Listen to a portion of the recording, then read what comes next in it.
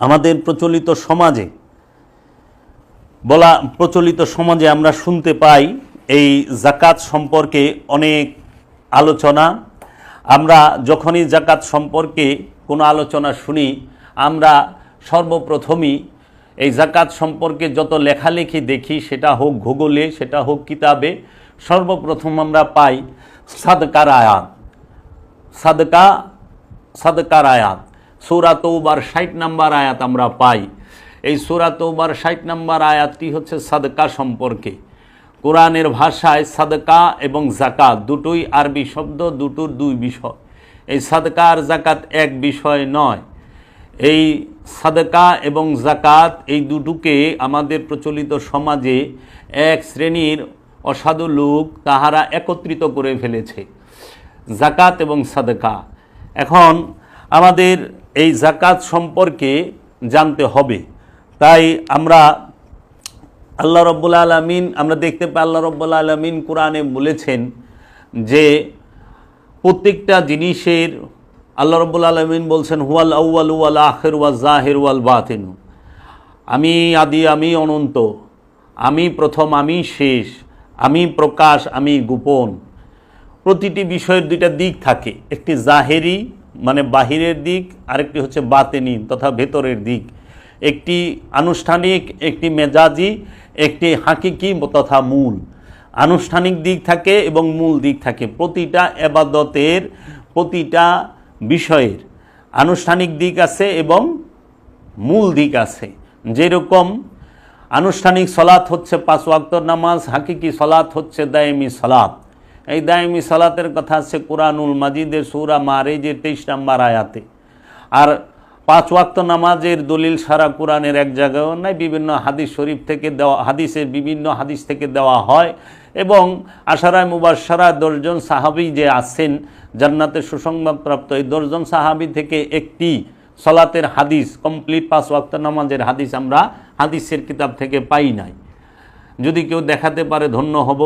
এবং আমাদের রাসূল সাল্লাল্লাহু আলাইহি ওয়াসাল্লামের যে সাহাবায়ে কেরাম, হযরত আবু বকর সিদ্দিক, হযরত ওমর, হযরত উসমান, হযরত আবু যর গিফারি, ইনাদের থেকেও, বিশেষ করে হযরত আবু বকর সিদ্দিক থেকে সালাত সম্পর্কে একটি হাদিসও আমরা পাই না। এর কারণ, অজ্ঞাত কারণ আমাদের জানা নাই। এর জন্য আনুষ্ঠানিক সালাত 5 ওয়াক্ত নামাজ সমাজে প্রতিষ্ঠিত প্রচলিত করেন। যাহারা 5 ওয়াক্ত সালাত পড়েন তাহারা কখনোই মনে করেন না যে 5 ওয়াক্ত নামাজই মূল নামাজ এবং এটাই একমাত্র নামাজ। না, 5 ওয়াক্ত নামাজের পাশাপাশি দায়েমি নামাজ হচ্ছে মূল নামাজ, মূল সালাত। এই দায়েমি সালাতের কথা কোরআনে আছে এবং দায়েমি সালাতের যারা করেন মুসল্লি তাদের 8টি গুণ, এটিও সূরা মারিজে উল্লেখ আছে। আজকে যেহেতু আমাদের জাকাতের বিষয়, আসি জাকাত। এই জাকাতেরও দুইটা দিক, একটি হচ্ছে আনুষ্ঠানিক জাকাত, একটি হচ্ছে হাকিকি জাকাত, একটি হচ্ছে সম্পদের জাকাত, একটি হচ্ছে নফসের জাকাত। আল্লাহ রাব্বুল আলামিন সম্পদের জাকাত মানুষের কাছে চেয়েছেন, এই রকম দলিল কোরআন থেকে আমরা পাই না, আমি পাই নাই। আজকে আমি জাকাত সম্পর্কে যতগুলো আয়াত আছে আমি তুলে ধরার চেষ্টা করব। যদি আজকে সম্ভব না হয় আমি পরবর্তী পর্বেও তুলে ধরব। মালের জাকাত আল্লাহ রাব্বুল আলামিন স্পষ্টভাবে কোরআনে বলেন নাই। আল্লাহ বলছেন সক্রিয়তার জাকাত দিতে, নফসের জাকাত দিতে। মালের জাকাতকে বলা হয় মেজাজি জাকাত এবং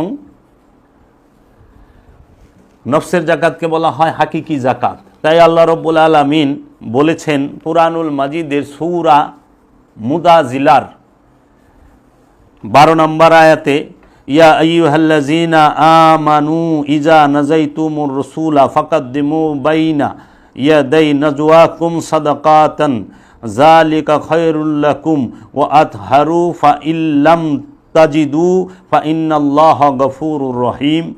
হে আমানুগণ, তোমরা যখন রসুলের সাথে একান্তে কথা বলতে চাও তখন তোমাদের এইরূপ কথার পূর্বে কিছু সাদকা পেশ করো, এটি তোমাদের জন্য শ্রেয় ও পবিত্রতর। কিন্তু যদি তোমরা সক্ষম না হও তবে আল্লাহ পরম ক্ষমাশীল, অতিশয় দয়ালু। তারপরেই সূরা মুদাজিলার 13 নম্বর আয়াতে আল্লাহ রাব্বুল আলামিন বলতেছেন, আশাফাকতুম আন তুকাদ্দিমু বাইনা ইয়াদাই নাজওয়াকুম সাদাকাতিন ফা ইজলাম তাফআলু ওয়া তাবাল্লাহু আলাইকুম ফাআকিমুস সালাতা ওয়া আতুজ যাকাতা ওয়া আতিউল্লাহা ওয়া রাসূলাহু ওয়াল্লাহু খাবীরুম বিমা তা'মালুন। এর অর্থ হচ্ছে, তোমরা কি ভয় পেয়ে গেলে যে একান্ত পরামর্শের পূর্বে সাদকা পেশ করবে? হ্যাঁ, যখন তোমরা তা করতে পারলে না আর আল্লাহ তোমাদের ক্ষমা করে দিলেন, তখন তোমরা সলাৎ কায়েম করো, যাকাত দাও এবং আল্লাহ ও তার রসুলের আনুগত্য করো। তোমরা যা করো আল্লাহ সে সম্পর্কে অবগত আছেন। এই সূরা মুদাজিলার 13 নম্বর আয়াতে আল্লাহ রাব্বুল আলামিন বলতেছেন, এবং সলাৎ কায়েম করো, যাকাত দাও এবং আল্লাহ ও তার রসুলের আনুগত্য করো। আল্লাহ এবং রসুলের আনুগত্য করতে বলা হয়েছে। আরেক আয়াতে বলছে, তোমরা সালাত কায়েম করো, যাকাত দাও এবং আল্লাহকে কর্জে হাসানা দাও। এই আমানুর উপরে এই হুকুমটি, যে যাকাত আমানুর উপরে। যাকাত কে দিবে? আমানু। কাকে দিবে? রসুলকে। যাকাত দেওয়ার হুকুম কাকে? মানুষকে যাকাত দেওয়ার হুকুম নাই। মানুষ কখনো যাকাত নিতে পারে না। যাকাত দিতে হয় প্রতিটা আমানু যাকাত দেবে আল্লাহ রসুলকে এবং আল্লাহ রাব্বুল আলামিনকে। আল্লাহ রসুলের মাধ্যমে আল্লাহ রাব্বুল আলামিনকে যাকাত প্রদান করবে। সেই যাকাত হচ্ছে আপন সক্রিয়তার যাকাত, আমিত্বের যাকাত। এই নফসকে পবিত্র করবে। তাহলে আমরা এখন জানতে চাই যে যাকাত শব্দের অর্থ কী? যাকাত শব্দের অর্থ হচ্ছে পবিত্রকরণ। যাক্কা শব্দের অর্থ পবিত্র, যাকাত শব্দের অর্থ পবিত্রকরণ। সেই পবিত্রকরণটা আসলে কার এবং কাকে করতে হবে? সেই পবিত্রকরণ কি সম্পদকে করতে হবে? টাকা পয়সা, সোনা দানা, বাড়ি ঘর, ধন দৌলত, রূপা, এগুলোকে করতে হবে? নাকি আপন নফসকে পবিত্র করতে হবে? কিসের যাকাত দিতে হবে? এখন যাকাতের বিষয়টা হচ্ছে সম্পূর্ণ ভেতরগত। আল্লাহ রাব্বুল আলামিন যাকাতটা সম্পর্কিত হচ্ছে নফসের সাথে। জাকাতের সম্পর্ক কখনোই সম্পদের সাথে নয়। সম্পদের সাথে সম্পর্ক হলো সাদাকার। সাদাকা আর যাকাত এক বিষয় নয়। সাদাকা দেওয়া যায় সম্পদ দিয়ে, আর যাকাত দেওয়া হয় সমস্ত রসুলের আনুগত্যের মাধ্যমে। এখন আমরা কোরআনে দেখতে পাই পূর্ববর্তী সকল নবীগণ যাকাত প্রদান করেছেন। সকল নবীগণের যাকাত, এবং কোরআনে স্পষ্ট বলে দিছে নূহ এবং ইব্রাহিম আলাইহিস সালাতু ওয়াস সালাম যাকাত দিয়েছেন। তাহলে হযরত নূহ এবং ইব্রাহিম আলাইহিস সালাতু ওয়াস সালাম এবং পূর্ববর্তী নবীগণ কিসের যাকাত দিলেন? এই যাকাতটা আসলে কি? আমরা এই বিষয়ে আজকে কথা বলবো। যাকাত কি মালের যাকাত নাকি আমিত্বের কুরবানির দেবার যাকাত? প্রশ্ন আসে এবং এই প্রশ্নগুলো এসেছে আমার কাছে। এই যাকাতের আসল বিষয়টি কি হতে পারে? মহৎ কাজের উপদেশ কারা দেবে? অসৎ লোকের মুখে মহৎ কাজের আদেশ উপদেশটি কি মানায়? এখন এই যাকাত বিষয়ে আমরা যদি একটু বলি যে যাকাতটা আসলে কি, আমার মহান মুর্শিদ কেবলায়ে কাবা কালান্দার বাবা জাহাঙ্গীর বা ইমান আল সুরেশ্বরী ফি আনহু, তিনি তার কিতাব মারেফতের গোপন কথায় লিখেছেন। তাহলে যাকাতের কোরআনিক অর্থ কি? যাকাতের কোরআনিক অর্থটা কি? খুব সংক্ষেপে উত্তরটি হলো, মানুষ আল্লাহ হতে যাহা কিছু লাভ করে, যথা ধন সম্পদ, বিদ্যা বুদ্ধি, চিন্তা ভাবনা ইত্যাদি চিত্তবৃত্তির সর্বপ্রকার গুণাবলী সকলই আল্লাহর দান। আল্লাহর এই সমস্ত দান ও অনুগ্রহগুলোকে তাহারই নিকট উৎসর্গ করার নাম হলো যাকাত। তাই মানুষের যা কিছু আছে তাহা আল্লাহর সেবায় নিয়োগ করা ফরজ তথা আবশ্যক। তাই তারই দেওয়া চিন্তা ভাবনা ও ধন সম্পদ তারই সেবায় তারই নির্দেশ মতো উৎসর্গ করার নামই হলো যাকাত। মানবীয় আমিত্ব ও আপন ভাবধারা আল্লাহর নিকট বিলিয়ে দিতে হয়। আমিত্বকে নিজের মাঝে রাখলে তাহার সাথে সংযোগ করা হয় না। আমিত্বকে নিজের মাঝে রাখলে আল্লাহর সাথে সংযোগ হয় না। তো এই রাখলে আল্লাহর সাথে সংযোগ হয় না। তাই আমিত্বের উৎসর্গ তার সঙ্গে সংযোগের জন্য একান্তই প্রয়োজন। এর জন্য লক্ষ্য করবেন, যাকাত কথাটি কোরআন শরীফে প্রায় সালাতের সঙ্গে মিলিয়ে প্রকাশ করা হয়েছে। এই যাকাত সম্পর্কে মুর্শিদ কালান্দার বাবা জাহাঙ্গীর বলেন, সাধারণ মুসলমান নামে যারা সমাজের বুকে পরিচিত তাদের কথা তো বাদই দিলাম, কিন্তু যারা ইসলামকে নিয়ে রীতিমতো গবেষণা করেন তারাও জাকাত বলতে যে 2.5 টাকা মোটেই নয়, বরং 2.5 টাকাকে কোরআন হাদিসের কোথাও জাকাত বলেনি, কোরআন হাদিসের কোথাও জাকাত বলেনি, সেটাও বড়ই দুঃখজনকভাবে আমাদের কাছে একেবারেই অপরিচিত হয়ে রইল। যেন মহাকালের গর্ভে বিলীন হয়ে যাওয়া মুক্তোর আর সন্ধানী কেউ খেপার পরশমণি খোঁজার মতো খুঁজেও পেল না। যারা ধনী গরিব আল্লাহর বানায় বলে আল্লাহর উপর সমস্ত দোষ চাপিয়ে দিয়ে নিরপরাধ সেজে তথাকথিত সভ্যতার বাতাস সেবন করে যায়, এক বোঝা ডিগ্রির নরমুণ্ড গলায় পড়ে শিক্ষিত ও গবেষক বলে সমাজে পরিচিত, তাদের কাছে আসল বিষয়টি উদ্ধার করতে চাওয়া অনেক ক্ষেত্রে অরণ্য রোদনে সামিল।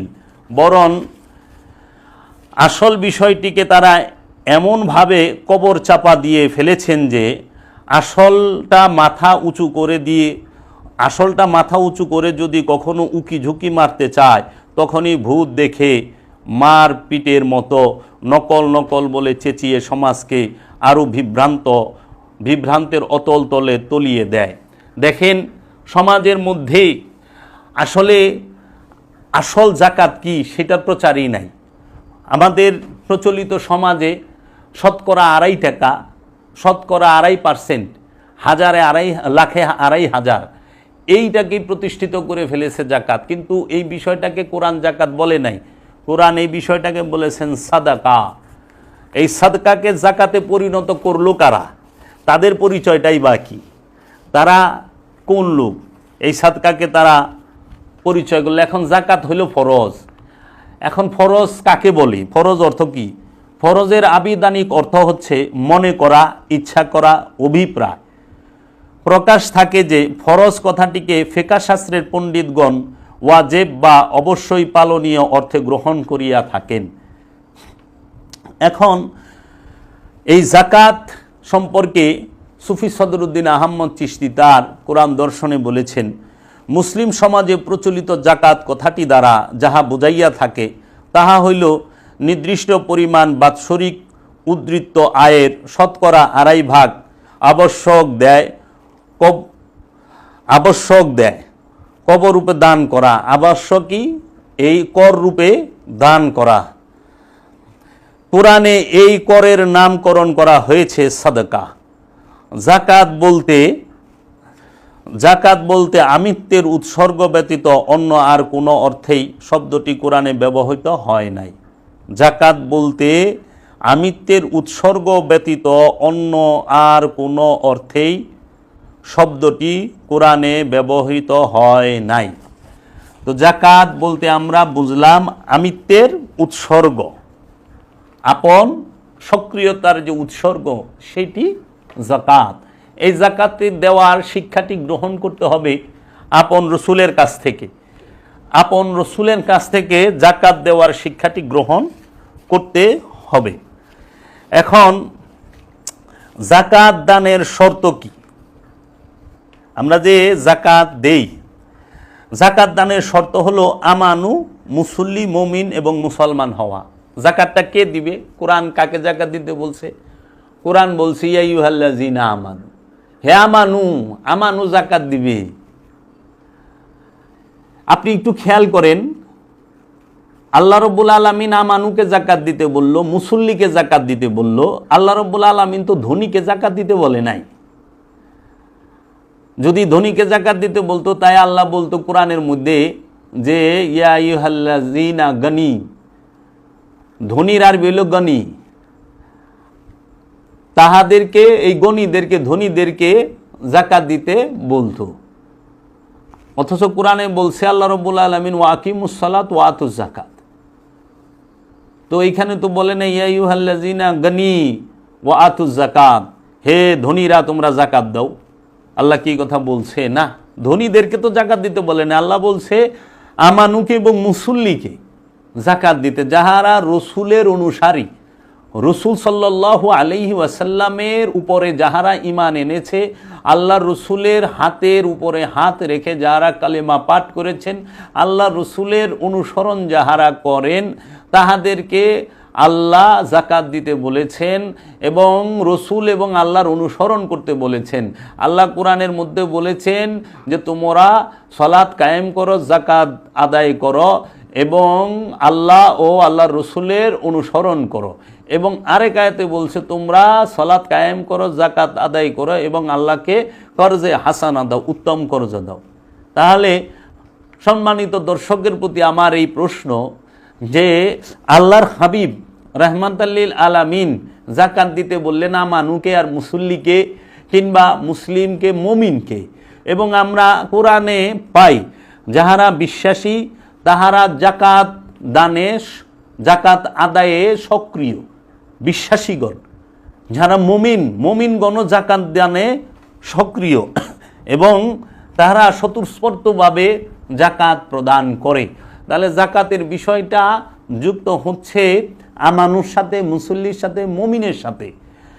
এই মমিন, আমানু এবং মুসল্লি, এই ধরনের যে বিশেষণগুলো ব্যবহার করা হয়েছে তাদের উপরে জাকাত ফরজ। ধনীর উপরে জাকাত ফরজ, এটা কে কইল? ধনীর উপরে সাদকা ফরজ, সাদকা দিতে বলছে ধনীকে। তোমরা গরিব মানুষের জন্য সাদকা দাও এবং সাদকার বন্টন ব্যবস্থা 8টি, সেটিও বলে দেওয়া হয়েছে, আমি সব বলবো। তাহলে এই ধনীর উপরে তো জাকাত ফরজ, এই কথা কোরআন বলে নাই। কোরআন জাকাত ফরজ করছে আমানুর উপরে, মুসল্লির উপরে, আর মমিনগণ সবসময় জাকাত দেওয়ার বিষয়ে স্বতঃস্ফূর্ত।